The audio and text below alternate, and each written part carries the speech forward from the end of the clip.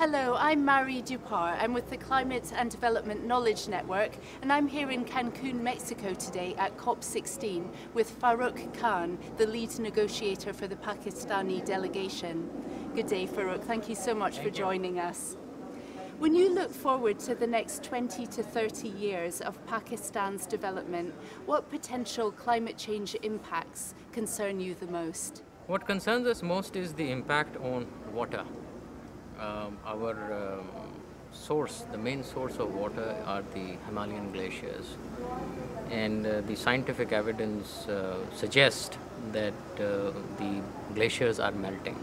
Now that is going to bring devastating impact on the flow of water, on flash floods and possible the flow of water in different timings as opposed to what we are used to. The second is indeed the electricity or the power generation sector. We are looking for exploiting our own resources, which is the coal and others, and obviously we have to be sensitive here with the climate change impact, and this will also have a bearing on our policies. How ready is Pakistan to integrate climate change into its development planning and practice? I think the massive floods that we experienced has certainly put this question of integrating climate change in our national policy planning and economic development. As of now, there are a number of constraints that we have. There is capacity constraint. Climate change is we have been dealing it in the context of environment, which was a small component. Now that component is being broadened. But still we need a lot of capacity. We have not utilized CDM or the clean development mechanism as the way we should have. Apart from capacity, we have financing constraints. There is significant dearth of finance in Pakistan. Already there are a lot of other issues that are impacting on Pakistan's economy, not to mention the security environment. And that has diverted attention from climate change and the use of financing to address our climate change policy. But overall, I think we are now in the process of developing a national plan of action on adaptation, and as well as a strategy towards climate change mitigation options that we think could be most appropriate in the long term. Great. Let's take one sector perhaps as an example to understand the direction you're headed in Pakistan. So possibly power generation is a good sector, which would be comparatively emissions heavy for you right now. So what opportunities would you see in the power sector for reducing emissions at present? And do you think that eventually Pakistan's going to have to go towards a different kind of energy generation mix? I certainly think so. There is a need. I don't think that Pakistan can forego reliance on fossil fuels. I think that would not be possible in near future at least. We have largely the second largest, or if not second, third largest reserves of coal. We would like to utilize them for cheap generation of energy because it is helpful for us to grow economically. But we are very conscious, we are very sensitive to the fact that yes, the climate change impact is there. Pakistan agreed in Bali that Pakistan is willing to take nationally appropriate mitigation actions. This is one sector which indeed we are looking at. Recently, in fact, very recently, the government has signed a contract with the wind energy companies to start generating energy through wind in the area of Sindh.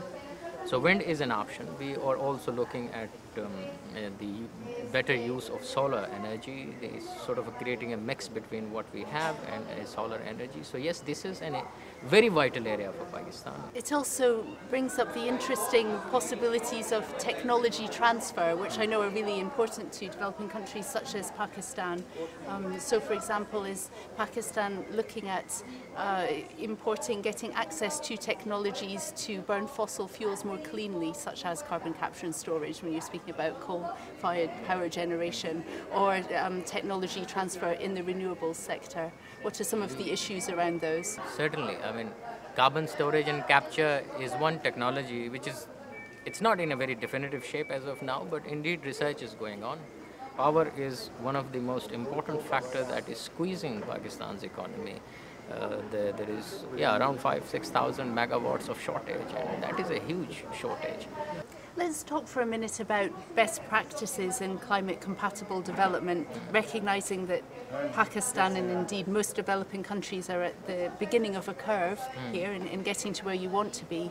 Are there any best practices in climate compatible development, maybe at the pilot scale in Pakistan, that you see the possibility to replicate or scale up? Well, within Pakistan, we are starting to some projects that are being undertaken, particularly one that we submitted to Adaptation Fund. And since I happen to chair the Adaptation Fund as well, this is one project about the glacial lake outburst and how to sort of prepare the community.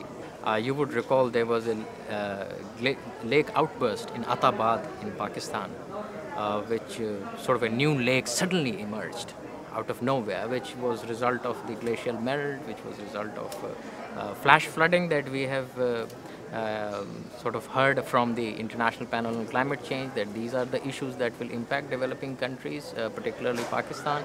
The project is yet to be implemented. Of course, I think we will learn a lot of lessons from this kind of a project, including some of the projects that we are now considering as well in the context of flood. I think that is another area where we are still thinking about how to build some capacity in the northern areas again to meet this kind of a situation, or at least not let that situation reoccur again and people are capable of handling that situation. I'm not sure what is happening in the countries in the region, but one significant development that you can't call it as such a best practice as yet, but this Bangladesh example of how they have managed to create a national fund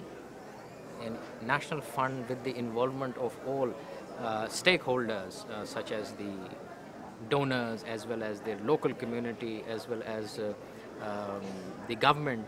They sit down together, they decide on a project, and they approve those projects for funding. I think that kind of example can be replicated in the region as well, to not only address the financing challenges, but also to get a sort of a comprehensive agreement or a consensus amongst all stakeholders, including people from the community to the government as well.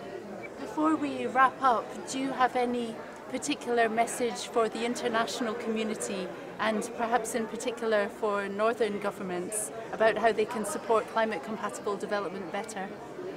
The first ground rule is that it should be country driven.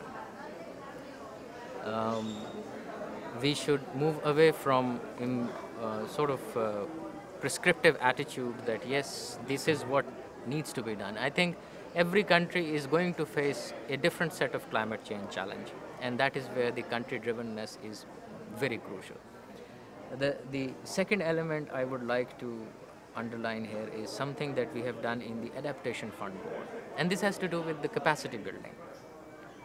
We have given a concept whereby a national organization can access international funding directly without the channels or use of international entities such as UNDP, World Bank, etc.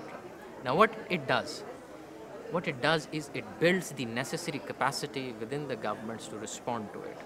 My request to all my colleagues who are here from the northern government and others, that they should support this concept. They should allow this concept to develop further, to allow countries to have the capacity within themselves to respond to these challenges, to create these projects and then seek international financing. That's great. I'd like to thank you so much for your time. There have been many glimmers of hope and optimism, as well as descriptions of challenge in your interview with us. Thanks indeed, and good luck. We are optimistic that we will find some solution to these challenges now. Thank you.